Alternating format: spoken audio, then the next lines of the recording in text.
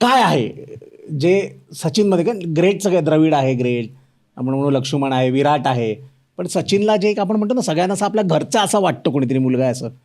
So काय असं सचिननी काय बरोबर केलं from let's say age 16 to 20, कारण बाय 1993 सचिन असा प्रत्येक आईला आपला मुलगा वाटायला लागला होता.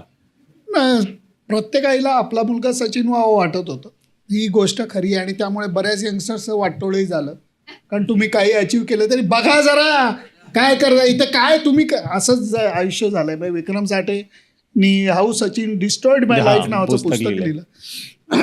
पण सचिनचं नाव होतं how Sachin destroyed my life. पण त्याचं एक वेळा चांगलं पुस्तक आहे ते, हा चांगलं पुस्तक, वाईट नाही, सचिन चांगलाच माणूस आहे, असं सटायर आहे. नाही सर. आणि मी टचवूड त्याचं खूप सुरुवातीपासनं अगदी शेवटच्या मॅचपर्यंत मी कव्हर केलं, जवळनं बघता आलं. 2-3 एलिमेंट्स मी म्हणीन की तो यश अपयशात कधी अडकला नाही. सतत त्याला घरच्यांची पद्धत अशी होती की सतत मागच्या मॅचबद्दल बोलायचं नाही, थोडंसं काय चूक झाली एवढं कशी दुरुस्त करायचं. पण त्यावेळेला पुढच्या आला ते मंदार आणि Sunandan right hander left hander आहे, त्यामुळे त्यांच्या विरुद्ध सतत पुढं नेलं. त्याच्या भावाला हे क्रेडिट जातं, सतत पुढे नेलं.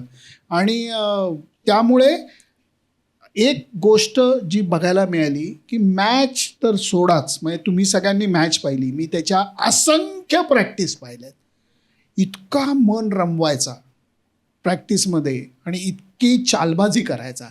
बॉलर समजा असला ना, त्याला 4 बॉल टाकल्यानंतर इधर आ, क्या हुआ, बीमार है क्या, तकलीफ नहीं पाजी, क्या हुआ, बॉल निकल नहीं रहा है, दम नहीं है आज शायद, ही उंगली करायचा की तो चेवून टाकायचा आणि मग प्रॅक्टिसला मजा यायची. किंवा उद्या एखाद्या बॉलरचं हे नसलं ना, लेग साईड का फील्ड क्या है तेरा, की तो सांगायचा इधर आहे उधर आहे उधर आहे, आणि मग त्याला बरोबर त्या इमॅजिनेशनमध्ये मारायचा आणि मग करून कचरा करायचा, किंवा इकडं नाही का लावला की मग असं करून इकडंच मारणार, आणि मग किती बॉल किती, हे सगळी एंगेजमेंट करून तो प्रॅक्टिसमध्ये इतकी मजा आणायचा, त्याचं रिफ्लेक्शन मॅचमध्ये दिसायचं. आणि शेवटचा पॉईंट, 100 सेंचुरीज वगैरे आहेतच रे, पण माणूस म्हणून फार चांगला आहे, फार चांगला.